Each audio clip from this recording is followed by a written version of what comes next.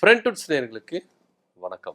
ஒரு தனியார் தொலைக்காட்சியில் ஒரு ரியாலிட்டி ஷோவில் நடந்த விவகாரம் இன்னைக்கு பூதாகரமா கிளம்பியிருக்கு. சமீபத்தில் உச்சநீதிமன்ற நீதிபதி தெரு நாய்க்களை காப்பகத்தில் அடைக்கணும் அப்படின்ற ஒரு தீர்ப்பை கொடுத்தாரு. இந்த தீர்ப்பு பட்டி தொட்டி எங்கும் பேசப்பட்டது. அதாவது டாக் லவர்ஸ் இருக்காங்களே, இது அவங்க மத்தியில் ரொம்ப அதிருப்தி ஏற்பட்டுச்சு.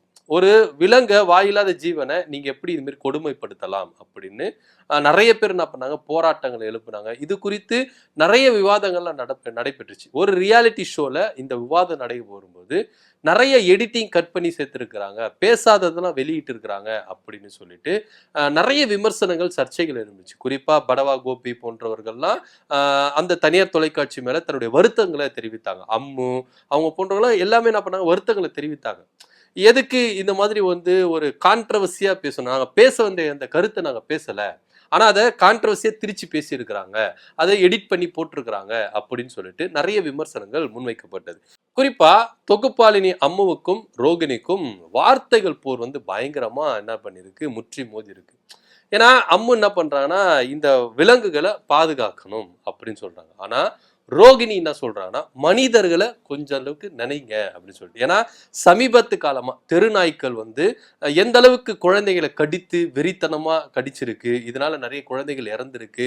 ஏன் சமீபத்துல ஒருத்தர் கூட இந்த ரேபிஸ் நோயினால என்ன பண்ணியிருக்காரு, இறந்திருக்காரு. நாய் கடித்து அவருக்கு நோய் தொற்று பாதிப்பு இறந்திருக்கிறார். ஸோ தெரு நாய்க்கள் மூலமா நிறைய விபத்துகள் ஏற்படுது, உயிரிழப்புகள் ஏற்படுது. குறிப்பா குழந்தைகளை என்ன பண்றாங்க, நாய் கொதறி இருக்குது அப்படின்ற செய்திகள் நம்ம தொடர்ச்சியா பண்றோம், பார்த்துட்டு தான் இருக்கும். ஏன்னா ஒரு குழந்தை நடந்து போது சுற்றி நாய் என்ன பண்ணுது, அந்த குழந்தைய கடிச்சு கொதறி என்ன பண்ணிருக்கு, சுக்கு நூறா ஆக்கியிருக்கு. அந்த குழந்தை இறந்தே போயிருக்கு அப்படின்ற செய்திகள்லாம் வந்துட்டு இருக்கு. ஆனா இங்க இருக்கிற ஒரு சிலர், அதாவது இந்த டாக் லவர்ஸ், அவங்க என்ன பண்றாங்கன்னா இதுக்கு ஆதரவா பேசுற மாதிரி கருத்துக்களை முன்வைக்கிறாங்க. அதாவது தெரு நாய்க்களை நம்ம என்ன பண்ணக்கூடாது, அந்த காப்பகத்தை போடக்கூடாது, நம்ம ஒழுங்கா நடந்து போனோம். அம்மு போன்றவர்கள் என்ன சொல்றாங்க அப்படின்னா, அந்த குழந்தைய கடிக்கிற வரைக்கும் பெற்றோர்கள் என்ன பண்றாங்க, போய் அவங்கள காப்பாத்தலாமே அப்படின்னு சொல்றாங்க. இந்த விபத்து அப்படின்றது எதார்ச்சியா நடக்குது, திட்டமிட்டு நடத்துற ஒரு விபத்து இல்ல. விபத்துன்ற போது எதார்ச்சியா நடக்கிறதா, எதிர்பாராத விதமா நடக்கிறதா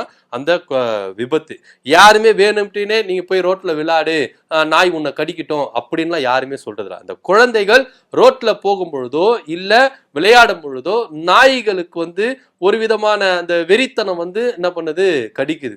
ஏன்னா நிறைய வீடியோக்கள் நம்ம பண்ணுறோம், சும்மா தான் நடந்து போயிட்டு இருப்போம், திடீர்னு நாய் என்ன பண்ணும், வெறி பிடிச்சி நம்மள என்ன பண்ணோம், தாக்குறத நம்ம பார்த்துருக்கிறோம், கடிக்கிறத பார்த்துருக்கிறோம். ஸோ இந்த மாதிரி ஒரு விஷயம் இருக்கும் பொழுது நீதிமன்றம் கொடுத்த தீர்ப்பை ரொம்ப எதிர்த்து என்ன பண்றாங்க, நிறைய பேர் போராட்டம் பண்றாங்க. படவா கோபின்றலாம் என்ன சொன்னாங்கன்னா, நான் இந்த நாய் கடிச்சு நிறைய பேர் உயிரிழந்திருக்கிறாங்க, பாதிக்கப்பட்டிருக்காங்க, அவங்களுக்கு எதிரால நான் பேசல, நான் பேசுனதை எடிட் பண்ணி போட்டிருக்கிறாங்க இந்த தனியார் தொலைக்காட்சி அப்படின்றதையும் இங்க அவர் முன்வைக்கிறாரு. ரோகிணி என்ன சொல்றாங்கன்னா, மனிதர்களையும் கொஞ்சம் நினைச்சு பாருங்க, நீங்க எந்த அளவுக்கு விலங்குக்கு நீங்க முக்கியத்துவம் கொடுக்குறீங்க, விலங்குக்காக இந்த அளவுக்கு நீங்க போராடுறீங்க, பேசுறீங்க. அட் சேம் டைம் மனிதர்களையும் நீங்க நினைச்சு பார்க்கணும். இந்த நாய்களினால மனிதர்களுக்கு எந்த அளவுக்கு உயிரிழப்பு ஏற்படுது, எந்த அளவுக்கு விபத்து ஏற்படுது, எந்த அளவுக்கு நோய் தொற்று ஏற்படுது அப்படின்றத எல்லாருமே கொஞ்சம் சிந்திச்சு பார்க்கணும்னு சொல்லிட்டு அம்முவுக்கு தக்க பதிலடி நான் கொடுத்திருக்காங்க ரோகிணி அவர்கள். உண்மையிலேயே இந்த விஷயத்த உற்று நோக்கி பார்க்கணும். ஏன்னா நீதிமன்றம் கொடுத்திருக்கிற தீர்ப்பு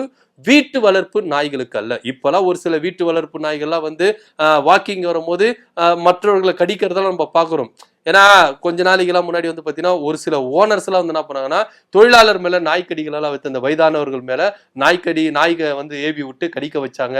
அந்த வீடியோக்கெல்லாம் நம்ம பார்த்துட்டு தான் இருக்கும். சாதாரணமா ஒருத்தர் போயிட்டு இருக்கிறாரு, ஏன்னா தடை செய்யப்பட்ட நாய் வகைகள் எல்லாம் இங்க வளர்க்கறத நம்ம என்ன பண்றோம் பார்க்கிறோம். ஏன்னா அந்த அப்பேற்பட்ட நாய்கள் மனித உயிருக்கு அச்சுறுத்தல் ஏற்படும், அதனால இந்த நாய் வகைகள் எல்லாம் நம்ம வளர்க்க கூடாது அப்படின்னு தடை செய்யப்பட்ட ஒரு நாய் வகைகள் எல்லாம் இங்க என்ன பண்றாங்க, வளர்க்கிறாங்க. அதன் மூலியமா ஏற்படுகிற விளைவுகளையும் நம்ம செய்தி மூலியமா நம்ம பார்த்துக்கிட்டு தான் வருவோம், அறிஞ்சிட்டு தான் வரும். சோ இங்க கொடுத்திருக்கிற தீர்ப்பு என்னன்னா, தெரு நாய்க்களை கட்டுப்படுத்தணும், காப்பகத்துல சேர்க்கணும் அப்படின்னா.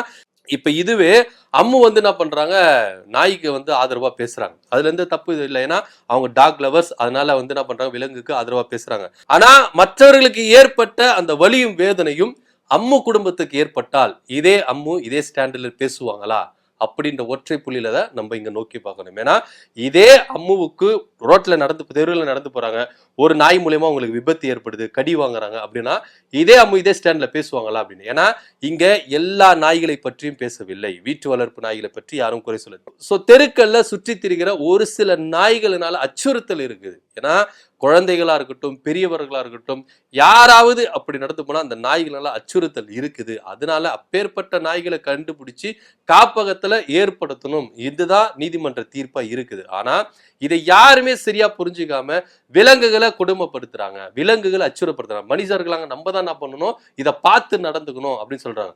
விபத்துன்னு வரும்போது திட்டமிட்டு நடந்தா நம்ம என்ன பண்ணலாம், பார்த்து நடந்தா. எப்பா அந்த இடத்துல ஒரு வெறி பிடிச்ச நாய் இருக்குது, அந்த தெருவுக்குள்ள போகாதீங்க அப்படின்னா யாருமே போக மாட்டாங்க. ஆனா அந்த நாய்க்கு எப்படி எந்த டைம்ல எப்படி மாறுது அப்படின்றதெல்லாம் நம்மளுக்கு தெரியவே தெரியாது. திடீர்னு என்ன பண்ணும், நம்ம தான் சாப்பாடு வச்சிருப்போம், நம்ம தான் அந்த நாய்க்கு எல்லாமே டீ பிஸ்கெட் வாங்கி கொடுத்துருப்போம். ஆனா திடீர்னு அது வெறி பிடிச்சிச்சுன்னா நம்மளே அட்டாக் பண்ணணும். அதுதான் நாய்களுடைய குணம்.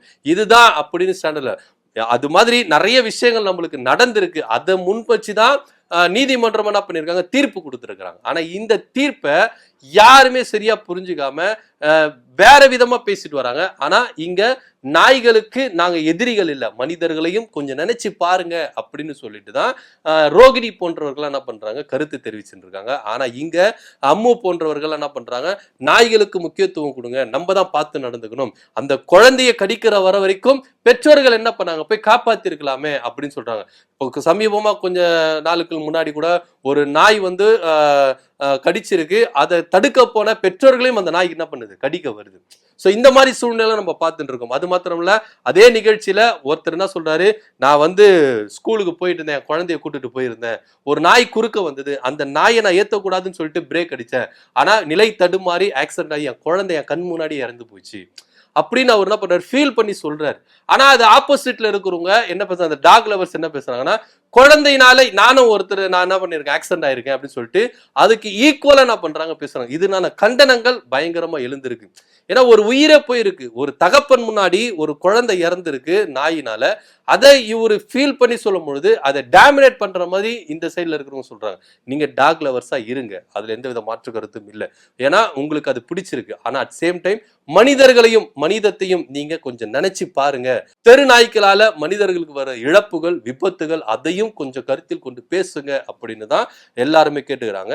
இது விவகாரம் என்ன நடக்க போகுது, இதுக்கு அடுத்த கட்ட லெவல் எப்படி போக போகுது அப்படின்ற பொறுத்து இருந்து பார்க்கலாம். சோ தனியார் தொலைக்காட்சி மூலமா நடந்த ரியாலிட்டி ஷோ பயங்கரமா ஒரு சர்ச்சையை வெடிச்சிருக்கு. டாக் லவர்ஸுக்கு என்ன பண்றாங்க, டாகுக்கு முக்கியத்துவம் கொடுக்கணும்ன்றாங்க. ஆனா ரோகிணி போன்றவர்கள் என்ன சொல்றாங்க, கொஞ்சம் மனிதனையும் நினைச்சு பாருங்க அப்படின்னு தான் சொல்றாங்க. இதை பத்தி உங்க கருத்து என்ன அப்படின்னு கீழே கமெண்ட் பண்ணுங்க. நன்றி, வணக்கம்.